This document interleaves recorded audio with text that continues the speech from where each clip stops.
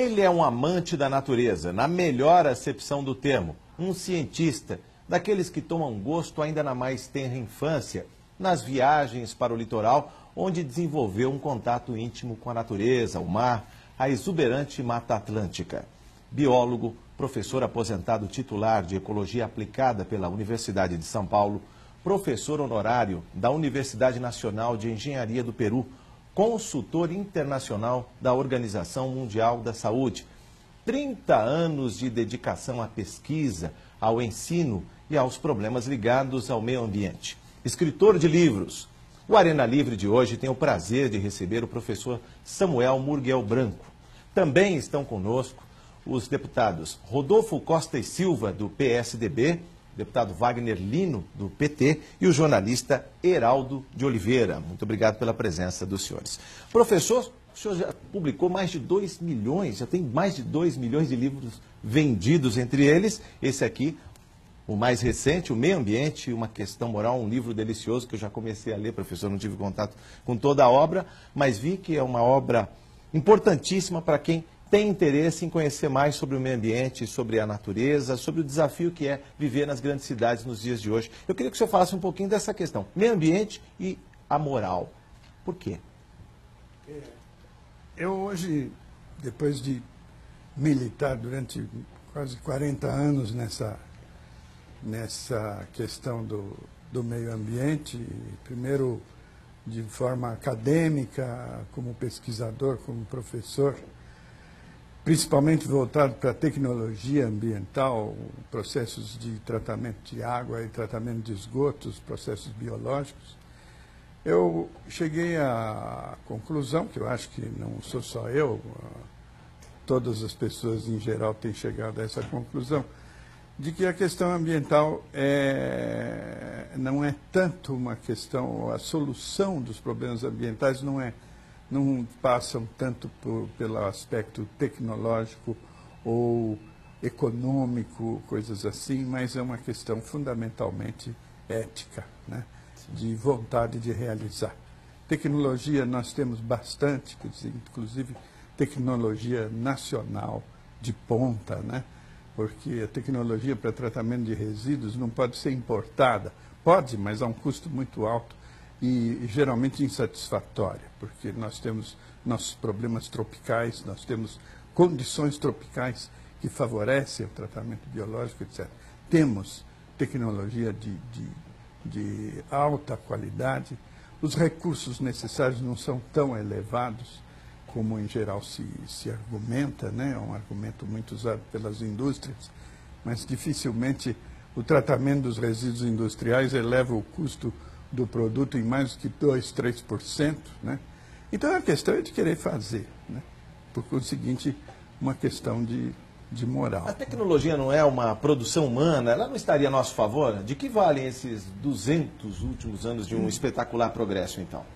A tecnologia, evidentemente, está ao nosso favor, quer dizer, ela o que se procura através da ciência aplicada a esses fenômenos é justamente soluções que favoreçam a estabilização dos processos ecológicos, etc. Porque até um certo estágio do desenvolvimento humano isso não era necessário. A natureza tem um potencial enorme de autodepuração, de assimilação de produtos, né, que o homem gera. Mas depois que essa população humana passou um certo valor, um certo número, e principalmente se adensou em locais muito centralizados, aí os recursos naturais não foram suficientes, os recursos de depuração da própria natureza não são mais suficientes, então é preciso dar uma ajuda à natureza. E é nesse sentido que se desenvolvem os processos tecnológicos, os processos de depuração, de tratamento, de reciclagem, né? Como processos que procuram utilizar ao máximo o potencial da natureza, o potencial energético principalmente, mas favorecendo então esses processos de reciclagem e recomposição. Deputado Wagner Lino. Bom, Eu gostaria de dizer que nós estamos aqui na Assembleia Legislativa extremamente felizes de poder conhecê-lo, Muito obrigado. de poder conversar com o senhor e aproveitar da sua experiência para que nós e aquelas pessoas que nos ouvem, que nos assistem pela TV Assembleia, possam tirar o máximo dessa nossa reunião aqui na Assembleia. O senhor estava colocando duas coisas que eu acho importantes que o senhor colocou. Primeiro, falta vontade política. A vontade política, tanto do ponto de vista dos governantes, muitas vezes, de colocarem recursos para resolver diversas questões. Nós temos tecnologia, falta vontade política. Vontade política e colocar recursos. Mas uma das outras coisas que sempre nos preocupa, e nós, cada dia nós enfrentamos a completa imprevidência de como se governa, isso em qualquer parte, na maioria dos lugares. Eu queria que o senhor colocasse um pouco a questão do planejamento para o desenvolvimento urbano. O que nós temos visto, por exemplo, nós assistimos aí, todas as vezes nós temos enchente das margens de um determinado rio, mas as pessoas constroem prédios, afogam esses rios. Quer dizer, a falta desse planejamento. Como é que o senhor vê a questão do planejamento para que nós possamos ter na cidade vamos dizer, um cuidado com o meio ambiente, né, e que ele também acabe nos protegendo, que nós somos parte dessa interação? Exatamente, eu estou muito de acordo com essa sua visão, deputado. Eu acho que toda a questão ambiental se resolve através do planejamento. É justamente essa falta de planejamento das várias atividades humanas que leva a esse transbordamento de resíduos, Eu vejo a cidade não como um ecossistema, como se costuma dizer, em que tudo está equilibrado, é impossível. A cidade é um centro consumidor por excelência. Quer dizer, toda a produção está fora da cidade. Então existe um afluxo permanente para dentro da cidade de materiais, seja alimentos, seja material de construção, seja minérios, seja metais, seja energia, né? Um afluxo permanente, centrífugo, né, centrípeto, sem o retorno. Então, a cidade, além de consumidor, passa a ser um concentrador dos subprodutos desse uso dos recursos, né? Tanto dos recursos minerais, recursos vegetais e animais, quanto energia. E isso é que gera, então, os subprodutos na forma de poluentes, né, que são lançados aos rios, ao ar e ao solo, né? Se não houver esse retorno, há, além disso, um empobrecimento das áreas produtivas. Quer dizer, o solo vai se empobrecendo, porque ele produz madeira, ele produz alimentos, e isso tudo é levado para a cidade sem retorno nenhum. Há necessidade, então, de se produzir industrialmente nitratos, fosfatos e potássios, que todo mundo sabe que estraga o solo, porque o solo precisa do seu componente orgânico, né? Esse excesso de nitratos leva à poluição dos rios também fora da cidade, até lençóis freáticos, água subterrânea, né? Por falta desse retorno. Então, é uma questão essencialmente de planejamento, né? Se houvesse um retorno na forma de compostagem do lixo, na forma de utilização dos esgotos em irrigação, como a gente vê na Austrália, por exemplo, que é um país onde falta muita água, eles usam o esgoto como para irrigar, irrigação de pastagens, como eu vi em Melbourne. Melbourne é uma cidade de 3 milhões de habitantes, todo o esgoto da cidade vai para uma fazenda do Estado, onde é irrigado uma pastagem, onde se cria permanentemente, na época em que eu estive lá, 11 mil vacas e 30 mil carneiros, né? Quer dizer, transforma o esgoto da cidade em carne e lã, né?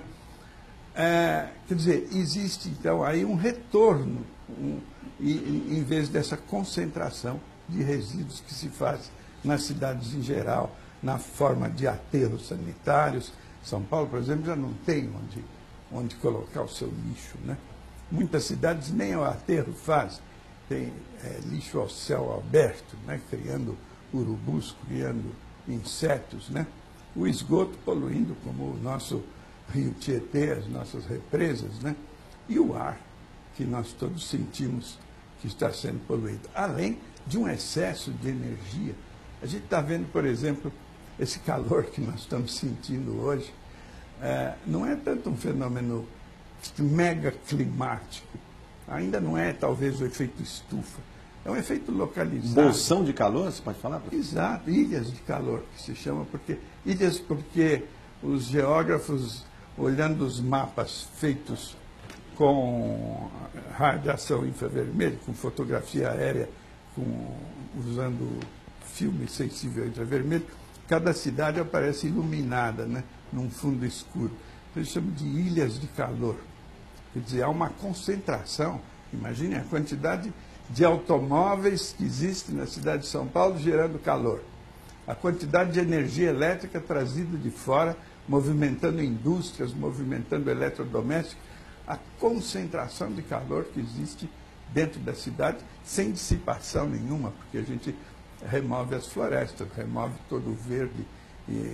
Então, esses fenômenos de alta de temperatura que a gente está sentindo a cada ano são fenômenos muito locais, né? De concentração de energia sem nenhum retorno, sem nenhuma dissipação. Eu só queria agregar. O senhor acha que dentro da sociedade que nós vivemos, de livre iniciativa, há como compatibilizar a questão do planejamento com, a não ser, além da questão das leis, do planejamento com a produção, com essa reciclagem, com esse processamento de volta para a natureza? Eu acho que sim, é perfeitamente possível. Quer dizer, é uma questão exatamente de dosar, né? Eu acho que a questão central no processo ambiental é o seguinte: a gente tem que precisa conhecer muito bem demandas e potencial de produção.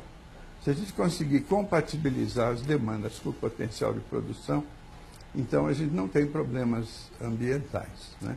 Isso é teórico, isso vamos dizer, seria utópico, mas a gente faz tudo para chegar lá, né?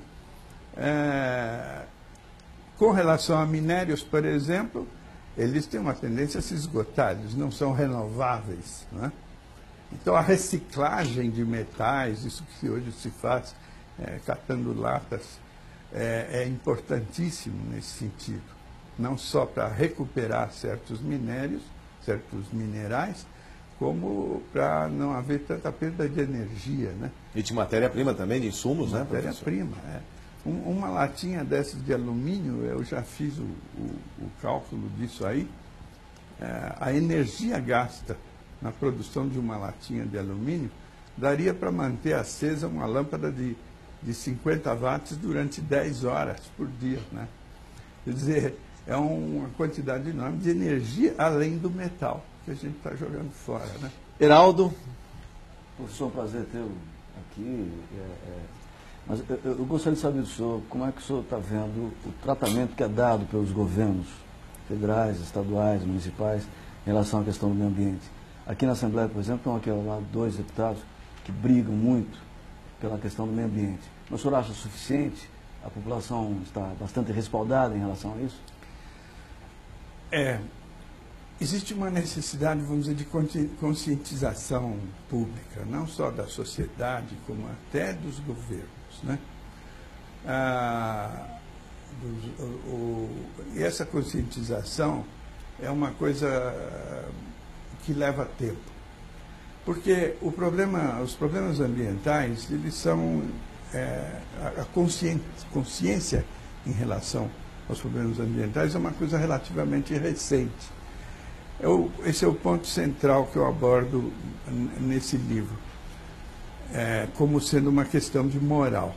Todos nós, desde criança, temos aquele aprendizado, a moral, quer dizer, a educação. A educação é um processo de conscientização moral para cada pessoa fazer parte da sociedade, né? Para se integrar na sociedade. Então, a educação é a introdução de princípios morais, princípios éticos que permitam a convivência em sociedade. No entanto, todas as crianças, todos nós, sabemos desde a infância, através desse processo educacional, que não se pode matar pessoas, que não se pode roubar, que não se pode invadir a propriedade alheia, mas não se tem nenhuma noção sobre a questão ambiental. Quer dizer, porque esse impacto ambiental sobre as sociedades humanas é uma coisa relativamente recente. Então a gente não tem ainda esse respaldo, essa consciência pública em torno da questão. As escolas deveriam tratar As melhor. escolas, pois é, como em duas fases, tanto na parte educacional quanto na parte de ensino, quer dizer, de conhecimento, né? Mas eu acho que deveria ser, a gente vê desde a Bíblia, né? O decálogo bíblico não diz nada sobre a questão ambiental. Fala fala na mulher do próximo, fala no não roube, mas não fala nada sobre a questão de proteger a natureza, né? Proteger os recursos naturais. Porque naquela época não havia esse problema, né? Era perfeitamente compatível a população humana com o uso dos recursos naturais. A reciclagem se dava naturalmente, né? Mas hoje a coisa mudou muito por causa da concentração populacional e por causa do uso. Hoje a gente não faz um uso dos recursos naturais apenas como meio de sobrevivência fisiológica. A gente faz um uso industrial que demanda muito mais recursos energéticos e materiais do que o simples demanda do corpo humano, né? Da demanda fisiológica do ser humano, né? Então, em alguns países há mais consciência nesse sentido, né? Países, nós conversávamos até há pouco, Tropicais. os países tropicais são como a cigarra da fábula do La Fontaine, que aliás não é do La Fontaine, já vem de muito mais longe, pelo menos desde o Isopo. O país tropical tem uma tal exuberância, uma tal quantidade, disponibilidade de alimentos, fartura durante o ano inteiro, que as pessoas não são levadas não têm o instinto de preservar. Já nos países europeus, países de clima temperado, tem mais esse instinto por causa do inverno, em que não há, se não guardar, né, como a formiga faz durante o período de verão, no inverno morre de fome, né? Mas mesmo assim, hoje, com essas demandas industriais, ultrapassou muito até esse instinto de preservação para o inverno, né? Deputado Rodolfo Costa Silva, sua primeira intervenção, o senhor que está ansioso aí para fazer uma pergunta? Estou aqui me deliciando com as palavras do professor. Bom, já conheço o professor Samuel há muitos anos, né? Grande amigo da época quando eu estava na Sabesp. Já fomos companheiros de chapa. Fomos companheiros de chapa, ele foi presidente da chapa, da Associação Brasileira de Engenharia Sanitária e Ambiental. Já fazia política naquele tempo, né? Já fazia. Grande amigo do meu pai, então é um prazer imenso estar aqui com ele. Estava aqui reparando nas suas palavras e algumas coisas me intrigam nessa discussão do meio ambiente. Vou fazer uma coisa que o senhor já falou, que eu acho que é importante, quer dizer, se nós colocamos no globo terrestre uma quantidade de seres humanos que só a tecnologia e a indústria do alimento e a dominação do homem sobre a natureza permite, isso é tecnologia, tá certo? Ou seja, o que nos faz aí bilhões e bilhões de seres humanos em cima dessa face da Terra, né, acabando com os recursos naturais, tá certo? É a tecnologia, tá certo? E nós dizemos ao mesmo tempo que a tecnologia está do nosso lado, né? Isso para mim é um paradoxo, né? Ou seja, a gente tentar resolver todos os problemas ambientais, né, ao mesmo tempo tentando maximizar a produção que consiga colocar mais pessoas que usam recursos naturais na face da Terra, parece que nós estamos dando um tiro no pé, né? Então eu queria que o senhor analisasse isso do seu ponto de vista holístico dessa coisa toda. Depois, um paradoxo que eu acho que é uma facada no coração dos ambientalistas, né, aqui nós militamos, eu, Wagner Lina, que somos da Comissão de Meio Ambiente, é o fato, a constatação de que, quando nós discutimos aqui o Fórum Século XXI, na área de recursos naturais e meio ambiente, nós vimos que praticamente foi dizimada a floresta paulista. Praticamente nós temos pontos isolados com contato nas suas interfaces muito grande com a parte já utilizada pela pecuária, pela agricultura, né, de pequenos pontos florestais no nosso estado. Onde nós temos alguma preservação ainda, seria quase que o Vale do Ribeira, né, a encosta da Serra do Mar e o Vale do Ribeira, onde teria maior, não é, vamos dizer assim, permanência da floresta nativa. O resto praticamente, não é, o café, o gado, não é, a tecnologia já colocou o serviço do homem, afastou a possibilidade, tendo alguma coisa mais significativa também no Pontal do Paranapanema, só para complicar um pouco a coisa, nós temos lá a reserva do Diabo, já com uma certa exuberância total. Essas regiões que eu citei aqui, onde estão as florestas, né, são as regiões mais pobres do estado. Né, e o meio ambiente passa de preservação e fome. Né, quer dizer, o lugar onde tem as florestas é chamado Corredor da Fome. Né, o outro é o Pontal, onde você tem todos os problemas de, né, gerar a qualidade de vida das pessoas, com problemas do sem terra, toda a problemática lá. Quer dizer, o meio ambiente, não é, convivendo com a pobreza. Se nós formos analisar a questão para ilustrar um pouco melhor do cólera, né, a epidemia do cólera como uma doença, não é, importante, né, hidrotransmissível do nosso país, ela vai nascer exatamente na floresta amazônica, na grande ilha amazônica, tá certo? Onde o subdesenvolvimento é natural. Então nós temos, de um lado, gente demais, não é, que a tecnologia favorece, que acaba esgotando o meio ambiente. Do outro lado, aonde temos um ambiente preservado, também preservamos as piores condições do ser humano conviver. Como é que nós vamos tratar dessa complicação toda? Isso é uma equação, hein, deputado? O problema é bastante complexo. Com relação à tecnologia, eu diria que também a tecnologia tem que ser ética, né? A gente está vivendo hoje alguns problemas que estão sendo muito suscitados, muito levantados, a questão do uso dos OGM, né? A capacidade da tecnologia modificar as características dos seres vivos, né?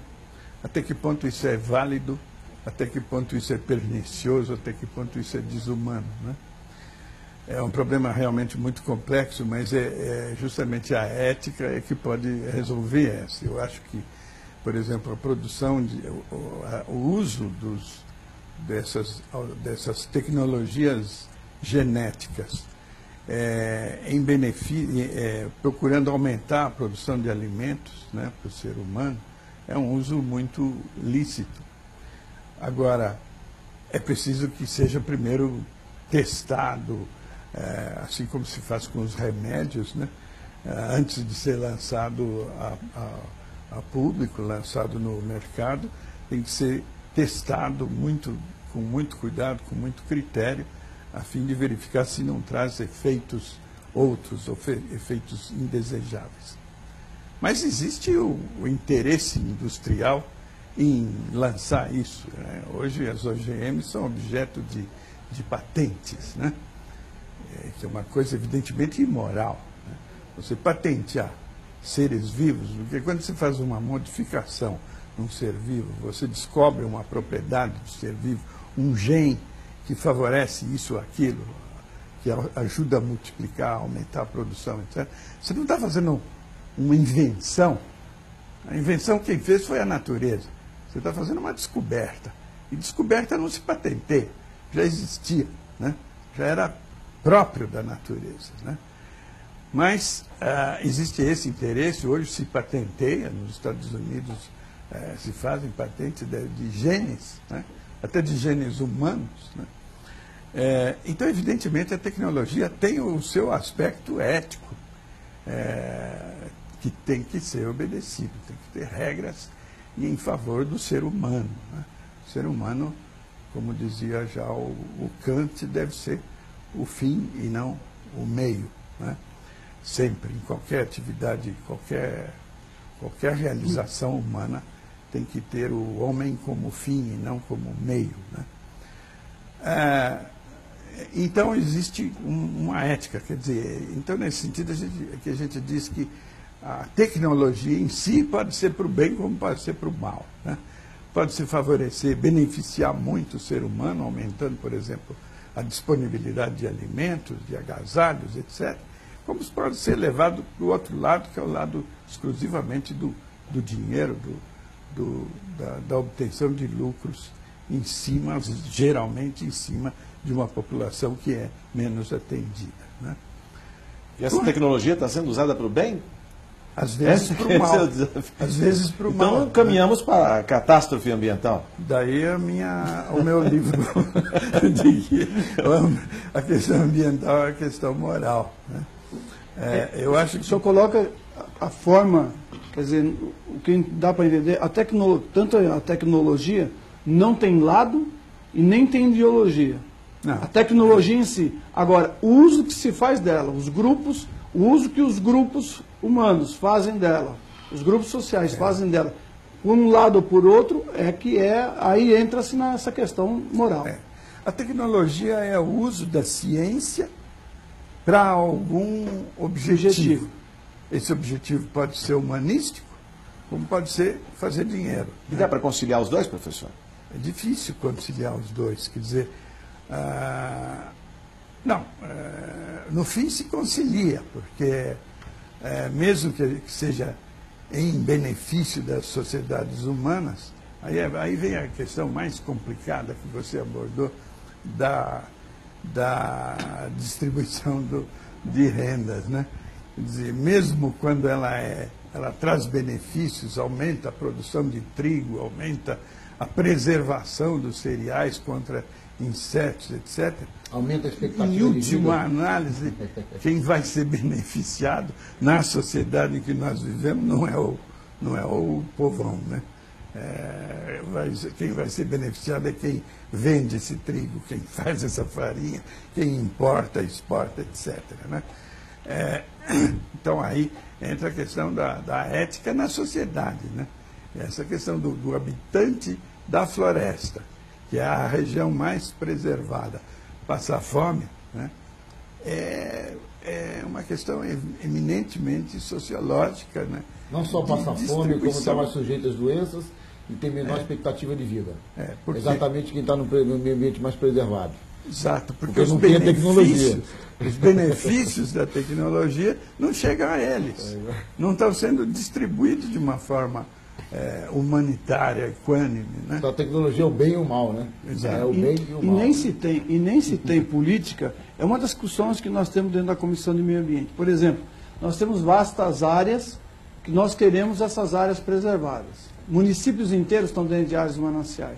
No entanto, esses municípios têm problemas, precisam de escolas, de hospitais e tudo mais, mas eles não têm recursos. Não recebem benefício. Agora, nós temos batalhado para que a função principal desses municípios seja preservação, produção de água, preservação, produção de vida. Para isso, eles vão ter que receber dos outros municípios, do próprio Estado, condições para que eles possam sobreviver naquele Estado, mas com recursos, para que eles não precisem depredar essa região para poder... Políticas compensatórias. Mas tem que ser uma política compensatória que funcione na prática e não só no papel, porque no papel não funciona, né? É verdade. Deixa eu fazer mais uma pergunta aqui que eu acho também interessante. Vou falar uma perguntinha sobre... Água? Eu posso, sobre Vocês nem dominam água, né? Parece que trabalharam juntos também. Eu trabalhei com o pai dele justamente na lei de proteção de mananciais. A primeira que foi feita. Falar sobre os geneticamente modificados. Né? Do ponto de vista global dessa questão, também é tecnologia procurando sustentar uma quantidade de pessoas no globo terrestre, tá certo? Que não é natural mais. Quer dizer, que de forma natural não seria possível. Então, a gente vem responder as mesmas questões que outras tecnologias, como a medicina, né, a biotecnologia e tal. Mas também nós radicalizarmos nessa questão, quer dizer, do que são geneticamente modificados, nós vamos ver uma série de raças, uma série da nossa pecuária, uma série de alimentos que têm uma tradição já de serem modificados, não é? Pela o Chester, um determinado tipo de gado que tem maior produção de leite, que são geneticamente modificados mais primitivos, mais antigos, com uma certa... que foram testados ao longo do tempo e que são plenamente aceitos pela sociedade. Que não merece patente. Que não tem patente e tal, mas que também, não é, são aceitos. Né? Hoje você começa... essas coisas que acontecem de forma muito natural, muito lenta, O desenvolvimento tecnológico faz com que isso se agite rapidamente, né? Começa a todo dia fabricar um boi novo, vamos dizer assim, né? Diferente, que tem uma força a mais, e é isso que assusta, porque você não sabe como é que isso se transmite para quem se alimenta disso. Quer dizer, até onde é preconceito e até onde é real essa transferência desse valor genético, tá certo? Que é, vamos dizer assim, aguçado nessas espécies para aquele que se alimenta. Não é? Quer dizer, existe não sobre a questão da patente, mas sobre a questão dos riscos, não é? A modificação do consumidor não é? Pela mudança genética do alimento. Não é? Quer dizer, até onde isso é isso? Isso tem uma história, né? Todos esses vegetais, por exemplo, que nos servem de alimento hoje, foram modificados pelo homem. Ninguém come hoje a batata como ela era originalmente, uma batatinha desse tamanho, como existia lá no Peru. A nossa mandioca é um exemplo muito interessante da capacidade que tinha o nosso índio nativo de fazer tecnologia genética. Porque a mandioca originalmente era tóxica, era terrivelmente venenosa. Ela produz cianeto, que é um dos venenos mais terríveis que existe. Bom, o índio, a partir da mandioca, que é originária aqui do estado de Minas Gerais, essa região, ele conseguiu duas coisas. Ele conseguiu, através de híbridos e seleção, conseguiu modificar para obter uma variedade de mandioca, hoje chamada mandioca doce, ou aipim, que a gente come em casa em pedaços, cozida simplesmente. Eliminou a toxicidade da mandioca. E, através de uma outra tecnologia, ele conseguiu produzir vários alimentos com a mandioca tóxica. A farinha de mandioca é feita com a mandioca tóxica. Aquelas, como é que se chama? Tucupi, tacacá. Farinha d'água, a famosa farinha d'água do Maranhão. Farinha d'água do Maranhão. E lá no norte o tucupi, que faz o pato no tucupi, também é feito com a mandioca brava. Né? Eles descobriram uma metodologia, uma tecnologia para amansar a mandioca brava e tornar isso alimento, e alimento de alto valor nutritivo, porque a mandioca tem proteínas, né? É um dos poucos vegetais e não que patentearam a invenção. E não patentearam. Agora, hoje você pega as grandes indústrias Monsanto aí, a partir desses produtos nativos, quer dizer, que já não são originais, já sofreram um processo secular de modificação, a partir desses vão produzir um outro que eles patenteiam, né? Mas, e patenteiam lá fora, né? Quer dizer, nós não nos beneficiamos dessa patente. E principalmente a questão de que, se é patenteado, as pessoas são obrigadas a comprar aquela semente, a semente produz uma vez só, você é obrigado a comprar de novo a semente. Eles fazem modificações genéticas, inclusive, para isso. Para que ela não se reproduza mais. Quer dizer, as sementes fica na mão pela do monopólio. Monsanto servem de alimento, mas não reproduzem mais. É um instrumento de dominação a patente. Claro. No entanto, estão usando não mais a semente natural, a planta natural, como era na sua origem. Estão usando um produto de um processo tecnológico que não era naturalmente transposição de genes, era uma coisa mais na base de seleção, que é muito mais demorada, né? Que já foi, então, muito modificada pelo ser humano para a obtenção de alimento. Professor, é o seguinte, aqui na Assembleia tem a secretária de administração, a Silmar, e ela usa sempre um provérbio, vamos baixar a bola, porque o futebol é de botão. Né? Então, o senhor está falando do índio, da batata que era pequena e cresceu, e os nossos antepassados viviam, eu queria falar da água, né?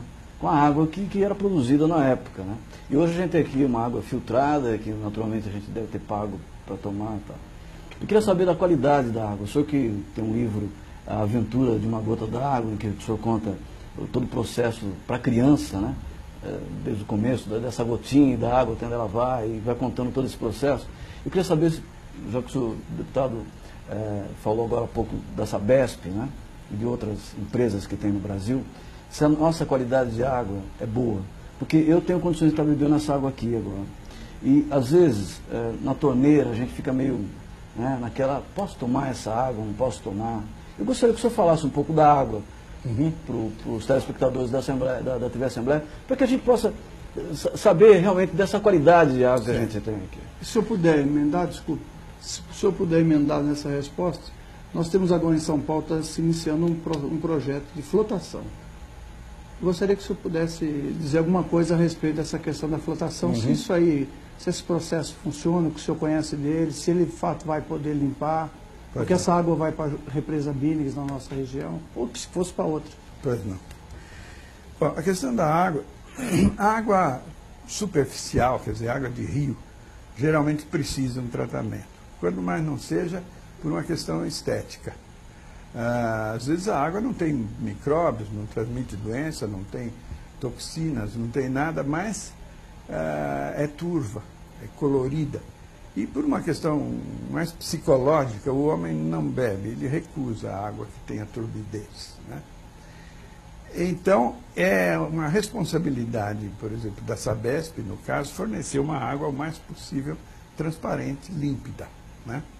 Hoje já a Sabesp lida não mais com águas que têm só turbidez e cor, ela tem também poluição, né? Por causa do próprio desenvolvimento das cidades, etc. Mas o tratamento é feito, primeiro, vamos dizer, o custo maior do tratamento é para obter uma água esteticamente aceitável. Uma coisa curiosa, porque a gente não bebe uma água que seja amarela, que seja turva, mas toma café, né? Toma cerveja, aí faz questão da espuma em si. Imagina a água da torneira sair com espuma, né? Colarinho. Ninguém, exato. Mas há aí uma questão, uma responsabilidade enorme em fornecer água nessas características, porque senão o público vai beber a água de um poço que ele tem no fundo do quintal, que é límpido, transparente, mas pode transmitir hepatite, né? Ou febre tifoide, ou coisa assim. Desculpa, não cortando, o senhor está falando assim de transparência, de deixar a água bonitinha, e a qualidade da água? A qualidade, então, a primeira coisa é essa, a qualidade estética. E, em seguida, a remoção de patogênicos, que é feito pela cloração, etc. Então, eu diria que em São Paulo, a água da Sabesp, por exemplo, é uma água que a gente pode beber tranquilamente. Sem preconceito. Sem preconceito, sem nenhum problema. Ela é tratada, ela é clorada, ela é desinfetada e existe um sistema de verificação, né, de controle com amostragens diárias em vários pontos da cidade, análises de todo tipo dessa água.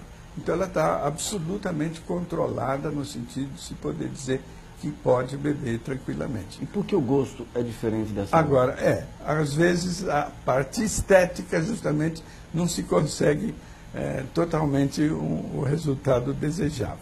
Quando crescem algas, são micro-organismos fotossintetizantes, mas são microscópicos, né?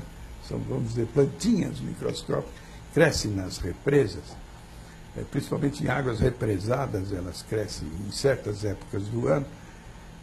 Muitas vezes, muitos tipos de alga desse produzem substâncias que têm gosto desagradável. Às vezes a substância não tem por si, mas depois reagindo com o cloro, produz clorofenóis.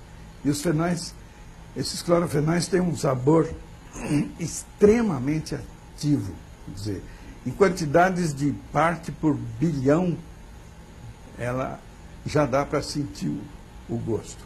Isso é muito difícil de remover.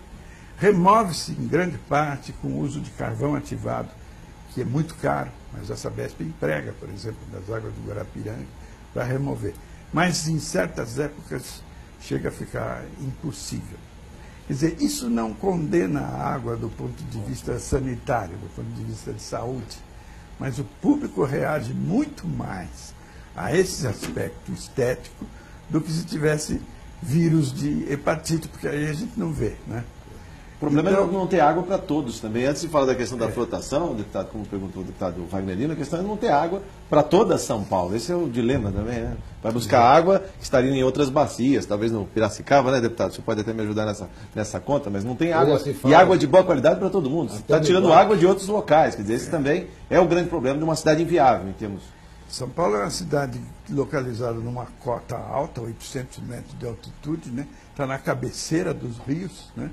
E cresceu numa proporção em que não há água que chegue. Então a gente está indo buscar água a mais de 100 quilômetros de distância. Desperdício, essa água de qualidade lavando calçada, regando jardins. Além do mau uso, além da questão que eu saliento aí da vontade política, que eu exemplifiquei com o seguinte, para um governo em geral, que tem possibilidades restritas de recursos financeiros, né? Às vezes vale muito mais fazer uma ponte, né, um viaduto, do que fazer um trabalho de tratamento de esgotos, né? Porque o tratamento de esgotos é caríssimo. E é enterrado. Não dá voto. Quando é feito, atrapalha o trânsito, né? E não dá voto. É aí que a gente chega, infelizmente. Quer dizer, você veja a minha dificuldade, Wagner. Tudo ainda dá voto, mas enterrar a canalização. Então, a população não percebe o valor disso. Ainda há pouco tempo eu dizia isso ao governador lá de Goiânia, que o Pirillo, ele está fazendo lá a estação de tratamento de esgotos, uma beleza de estação. E lá nós fizemos um trabalho de conscientização pública, foi uma ideia minha que eu dei a eles, eles aceitaram e estão fazendo muito bem feito, conscientização pública em torno do porquê de fazer tratamento de esgotos. Porque você vê o tratamento caríssimo para depois o quê? Jogar fora o efluente, jogar no rio, né? Então, lá em Goiânia, eles fizeram uma escola dentro da estação de tratamento de esgoto para crianças, né? E eu fiz um livrinho, um desses livrinhos meus, foi dirigido a isso. Justamente porque a criança que leva para casa, né? Professor, e o caso da flotação, como perguntou? Então, com esse retardo desse processo de tratamento, o primeiro projeto que a gente teve de tratamento de esgoto de São Paulo é de 1920, né? E nunca se fez nada, só ultimamente se vem desenvolvendo aí um esforço muito apreciável em torno da limpeza do Tietê, como se diz. Um tanto problemática, um tanto duvidosa, porque hoje a água de chuva que varre as ruas de São Paulo já é suficiente para manter o Tietê poluído. Mas, enfim, a gente tem que prosseguir por isso aí. Esse processo de flotação é um processo que foi desenvolvido para a remoção de material. Existem duas maneiras de se remover material que está em suspensão na água. Um é deixar esse material sedimentar no fundo, retirar, né? Quer dizer, decanta a água, sedimenta o material em suspensão.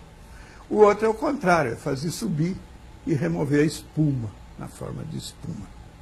Esses processos de flotação surgiram aí na década de 70, principalmente para remoção de óleo e coisas desse tipo.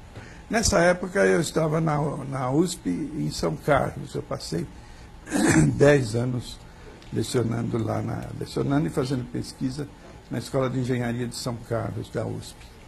E eu desenvolvi um flotadorzinho para ver se utilizava isso para outras finalidades. Seriam remover algas em sistema justamente nas represas, né? Ou remover esgotos. Existem processos de tratamento de esgoto em que a gente faz essa sedimentação, mas às vezes o floco é muito leve e não sedimenta. Então, usar a flotação para isso. Iniciei essas pesquisas lá em São Carlos, aí pelos anos de 1975, por aí. Um flotadorzinho de laboratório que foi construído aqui pela CETESB. Depois eu voltei para São Paulo, no governo Montoro, fui ser diretor de pesquisa da CETESB, e os meus assistentes lá continuaram com isso. Hoje eles têm uma tremenda experiência com flotação de vários tipos. Tem já estações de tratamento feitas por sistema de flotação, etc. E foi um reflexo desse trabalho lá, desses rapazes lá de São Carlos, que levou a iniciativa da Sabesp de fazer uma aplicação disso no Rio Tietê. Eu não conheço detalhes do projeto, nunca tive esse projeto em mão, e nem os relatórios primeiros que foram produzidos. Já quis até me assenhorear melhor disso, mas não tive oportunidade. Eu tenho dúvidas. Eu tenho dúvidas porque, uma vez flotado, uma vez separado, não basta separar, é preciso remover. Quer dizer, vai haver uma produção de lodo que provavelmente vai acabar sedimentando no próprio Rio Tietê. Existe uma experiência anterior, aí da década de 60. Foi feita pelo Armando Fonzari Pera, por outros engenheiros aí do antigo DAE, Departamento de Águas e Esgotos, e do DOS, Departamento de Obras Sanitárias, no canal do Rio Pinheiros, ali indo para a represa Billings. Foi feita uma célulazinha pequena de aeração para produzir essa flotação, como se faz numa estação de tratamento de esgoto. Aí não era flotação ainda não existia esse conceito. Era mesmo para provocar a formação de flocos que iriam sedimentar. Mas o grande problema que surgiu nessa experiência, que na época foi publicada na revista do DAE, ela encrencou nesse problema. Quer dizer, flota, limpa a água, vamos dizer, a água fica transparente, mas esse material que se formou, esses coágulos, vamos dizer assim, que se formam, sedimentam e formam um lodo no fundo. E não se tem, quer dizer, a tecnologia pode chegar a isso, uma maneira de remover esse lodo, mas não se desenvolveu isso satisfatoriamente. Então, para mim, eu não conheço, repito, os detalhes desse projeto aí do Tietê, mas, para mim, existem algumas interrogações a respeito da eficácia desse processo, em última análise. A preocupação do deputado era justamente o lançamento dessas águas aí para e principalmente Billings, né? com essa remoção, com esse sistema, inclusive o perigo de você mexer no que já está sedimentado. No lodo que já está lá. No lodo que está sedimentado, ele está sedimentado em camadas, né? E ali pode conter metais pesados, pode conter de tudo. Na hora que você vai jogar, você vai pegar uma parte e depois o que vai para frente nós não temos certeza do que é. Mas eu gostaria de aproveitar a sua estada aqui para fazer mais uma... Wagner, deixa eu só falar um pouco do negócio da flotação, botar um pouco de minha opinião. Eu também essa questão é extremamente complicada. Eu também não conheço também de forma detalhada o projeto. Eu acho que falta um pouco de discussão do objetivo dele. Não é? Flotar para quê, né, deputado? Nós estamos flotando o quê para quê? Para quê? Não é? Quer dizer, do ponto de vista ambiental, o apelo é frágil. Eu vou limpar uma parte do rio, o resto do rio vai continuar sujo. Não, mas aí você joga na Billings. Eu vou, jogo na Billings, mas eu vou aumentar a geração de energia. Então o objetivo não é ambiental. Se eu vou fazer energia elétrica... Está claro isso. Então nós vamos discutir sobre o ponto de vista da limpeza do rio. Então não se pode passar para a sociedade que está se objetivando a limpeza do rio. Porque dá a impressão que vai se flotar toda a matéria orgânica, todo o suspenso do rio, que o rio vai ficar limpo, e isso é uma mentira. Né? Não. Uma segunda questão é que não sei como é que se resolve a questão no momento da chuva. Quando tiver a contribuição difusa, como o senhor já falou da carga difusa das chuvas, e ao mesmo tempo o transiente hidráulico, né? Quer dizer, a transformação dessa vazão de rio em milhares e milhares de vezes maior, como é que faz? Né? Já vi gente falar que ia botar peixinho, né? Eu perguntei, e na hora que chover, a gente guarda o peixinho na casa de quem? Né? Você podia me explicar isso. Porque depois tem que tirar o peixinho, tirar o peixinho para depois botar o peixinho quando parar a chuva de novo. Né? Porque na hora que chover vai ser horror, vai ter que parar a flotação. Né? O professor vai escrever um outro livro, A Casa do Peixinho. A Casa do Peixinho. Então, se você está com o objetivo de tentar retirar determinadas características da água para que você possa fazer uma geração de energia, tá certo? Eu não tenho muita dúvida, eu fui para os Estados Unidos estudar esse negócio da flotação para outros objetivos. É uma tecnologia antiga, como o senhor já colocou aí. Quer dizer, flota mesmo. Né? Os Estados Unidos têm estações de tratamento de água automáticas. Cidades inteiras são abastecidas só com flotação. Que o negócio funciona, não tem... Isso é indiscutível, tá certo? Que também não vai flotar areia, também sabemos. Que ela vai para o fundo, né? Uma parte vai para o fundo, tem que ter uma dragagem, porque vai ter problema de assoreamento também. Vai. Né? Não vai resolver o problema do assoreamento. O pessoal pensa que vai parar a dragagem. Eu falei, não. Então, tem que contar para a sociedade direitinho o que é, porque senão acaba iludindo todo mundo, faz que nem aquele sujeito, que eu não vou citar o nome, né? Que disse que ia pescar e tal. Né? Tem um que diz que ia botar o peixinho, o outro diz que ia pescar o peixinho. Então, a coisa é complicada, não é? Mas que a flotação, na minha opinião, ela funciona, do seu ponto de vista econômico, não tenho a menor dúvida agora. Se vamos retirar uma parte disso para bombear, para gerar energia elétrica, é um projeto de geração de energia elétrica, tá certo? Ele certamente vai ter sua eficiência, né? Então, com problemas também que eu acho que tem que ser discutidos para jusante, para o médio GT, para o interior, certamente vai ter consequências que eu não vi ainda muito discutido isso aí. Eu vi discutido a solução para montante, não é? Mas e para jusante, né? A variação desse processo? Eu acho, Rodolfo, que devia ser feito um estudo amplo, quer dizer, não vou falar em comissão é negócio que é só título, né? Mas, enfim, um grupo de trabalho que incluísse inclusive a universidade, porque a universidade, a certa altura desse processo, ficou, não sei se ela se retirou espontaneamente ou se ela foi afastada do problema, mas os autores, os que têm experiência sobre o processo de flotação, que esse é o pessoal de São Carlos, está completamente afastado. Eu já procurei lá para obter dados sobre isso, eles não têm mais nada. Sabe? Professor, é melhor falar sobre a importância da preservação dos rios, falando de folclore, falando da lenda lá da Yara, mãe d'água, para as crianças, porque parece que adulto não entende muito disso, né?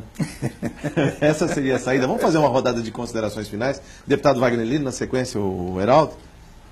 Bom, ficou uma pergunta, tem uma pergunta que ficou, não sei se daria tempo. Se ele puder responder rapidamente? Se daria tempo a responder. Nós aprovamos, quer dizer, eu votei contra, nós aprovamos, nossa bancada votou contra um projeto PL 85 de 2002, que trata da questão de áreas de compensação. Em termos é o seguinte, a lei que foi feita ainda na época do pai do Rodolfo, né? Que foi uma pessoa que nos deu uma assessoria muito boa, eu já falei isso para ele. Nós temos muitas fotos com o pai do Rodolfo, foi uma pessoa importante para nós na região do ABC, justamente na questão da defesa, da proteção dos mananciais. Nós tivemos uma lei, depois do próprio governo, de 97, que pressupunha que nós íamos ter leis específicas por bacias, íamos entrar com planos emergenciais. E aí, com o secretário Ricardo Trípoli, se gestou essa lei 85/2002, que em síntese é o seguinte: a pessoa para regularizar, se são áreas consolidadas, para regularizar, a pessoa antigamente tinha que comprar uma área ao lado, né? Com essa lei você pode comprar uma área não contígua. Quer dizer, a população já foi sacrificada porque ela não tinha onde morar, porque não tinha projeto ambiental, não tinha projeto habitacional para colocar no lugar correto. Se a gente quer preservar, então temos que direcionar, desse ponto de vista, o planejamento para outro lugar.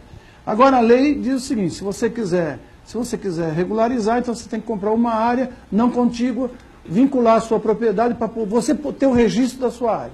Nós colocamos que as pessoas, os grupos econômicos, hotéis, faculdades, residenciais fechados, que estão na margem da Bines, motel, eles têm condições de fazer isso. Comprar, colocam um guarda, pagam o imposto eternamente e não vão deixar ninguém entrar lá, porque senão quem vai sofrer as ações judiciais vai ser aquele grupo. Mas e os loteamentos populares?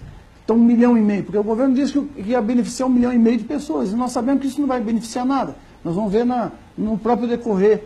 Então, como é que o senhor acha que o nosso entendimento é que o governo, simplesmente, se a área está consolidada, é regularizar, a pessoa ter a escritura e preservar o restante. Agora, não a pessoa ter que comprar uma área, porque isso vai dar garantia de que aquele loteamento comprando mais 100 mil metros, mais 200 metros, que já tem proprietário, isso vai regularizar. Sua resposta, professor, rápido. É muito difícil a gente ter uma ideia de que medida essa área vai compensar, porque depende muito do uso.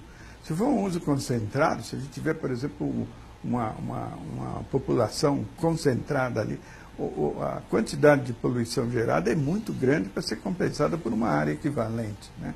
Eu vejo por aí a coisa. Que já está preservada. Se não tem jeito de remover essa população dali, então tem que partir de fazer um tratamento, fazer uma preservação ali, considerando que é fato consumado, não pode ser removido. Impedir de aumentar, né, a carga de resíduos ali e, ao mesmo tempo, introduzir medidas que removam a carga poluidora produzida. Aí não há outra maneira. Heraldo, suas considerações finais? Samuel, muito obrigado. Uma aula, não só com os dois ecologistas também que estão aqui do lado, com o senhor também. Eu acho que faltou um pouquinho a questão do desmatamento. A gente deu tempo para falar um pouquinho a respeito disso, que é uma coisa que o senhor escreve muito, estuda muito sobre o desmatamento. Eu acho que o deputado Rodolfo Costa Silva colocou muito essa coisa da ecologia versus tecnologia. O que é mais importante? A tecnologia ou cuidar da ecologia? Eu acho que isso daqui ficou bem claro, que as duas coisas têm que caminhar de alguma forma junto. E, no mais, saúde para o senhor e para o telespectador. Deputado Rodolfo, suas considerações eu me finais? Sinto um pouco obrigado de falar, gastar um pouquinho do meu tempo. Rapidamente, por favor. Da modificação que permite as compensações. Primeiro, questionar um pouquinho o deputado Wagner Lino, que nós já ganhamos experiência aqui na Assembleia para ver quando as bancadas não querem deixar passar as coisas aqui de jeito nenhum. E quando elas simplesmente votam contra, mas deixam passar e ser aprovado. Eu sei que a posição do Wagner Lino é radicalmente contra, mas uma posição também, na minha opinião, isolada. Essa é a minha opinião. Acho que se não houvesse assim, um certo acordo, tudo bem, a gente vota contra, mas passa, esse projeto não tinha passado. E vou dizer por que esse projeto passou, e eu também não fiz uma reação muito forte, por minha parte também a ele. Não que eu achei ele uma solução, não acho que ele vai resolver coisa nenhuma da população que está em área de mananciais. Não resolve nada porque não existe esse remédio mágico para resolver o problema de mananciais. Mas simplesmente porque é mais um instrumento que sozinho não vai resolver, mal também não vai trazer. Então, o que eu acho que eu e o Wagner Lino, aí somos aliados fortes aqui na Assembleia, não é de hoje, é que nós queremos leis específicas. São essas que vão trazer a solução das coisas. Quer dizer, mais um projeto aqui, mais um projeto ali, na verdade se não prejudica, não vai resolver coisa nenhuma também. Agora, isso é muito importante, que quem mexe com o meio ambiente trabalhe para que as leis específicas do Guarapiranga e da BIS venham para cá para a gente possa resolver os problemas mananciais. E também que a gente consiga aprovar o projeto de cobrança pelo uso da água para poder ter o recurso para as compensações dos municípios que estão em área de mananciais. No mais, eu acho que a questão ambiental está crescendo em termos de interesse no Estado. Os problemas nossos, que nós herdamos o processo de crescimento econômico que São Paulo optou, um processo de crescimento absolutamente alheio à questão ambiental, tá certo? Começa agora a sociedade a aumentar seu nível de preocupação, a despertar para isso. Nós temos que aproveitar essa onda, não dos ecochatos, mas de gente que quer uma nova lógica. Talvez seja essa aí a moral, a tal ética, a tal moral no processo de desenvolvimento econômico. As pessoas começarem a entender, os industriais, a sociedade como um todo, o pessoal que usa água, uso racional, se fala, de que nós temos que ter uma postura diferente com relação ao processo de desenvolvimento tecnológico. Eu acho que é essa a mensagem que fica. Muito feliz de tê-lo aqui, é um prazer imenso poder participar consigo aqui nessa conversa. Grande abraço. Professor, suas considerações finais, no fundo, tudo é uma questão moral, como bem disse o deputado Rodolfo Costa Silva, a questão de flotação, de buscar água longe de São Paulo, a questão da ocupação desordenada dos nossos mananciais, da nossa Serra da Cantareira, dos nossos entornos das represas, quer dizer, suas considerações finais, tem saída uma cidade como São Paulo? Eu acho, como já foi dito, aliás, secundando a palavra do deputado Wagner, que tudo passa por uma questão de planejamento. Quer dizer, o desenvolvimento é possível desde que seja planejado.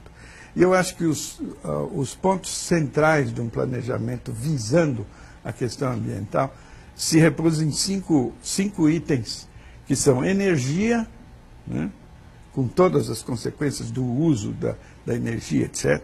Alimentos, inclusive a questão do solo. Matérias-primas, né, inclusive florestas, como fonte de matéria-prima. Resíduos, que a gente acabou tratando aqui, e educação. Eu acho que em torno desses 5 itens, se fossem perfeitamente planejados, tendo em vista um desenvolvimento saudável, a gente não tinha problema ambiental, vamos dizer assim, de uma forma utópica. Professor Samuel Murguel Branco, o Arena Livre agradece a sua presença aqui. Muito obrigado também à presença dos deputados, ao Heraldo. Muito obrigado por sua audiência. Na semana que vem tem mais um Arena Livre. Eu aguardo você. Até lá.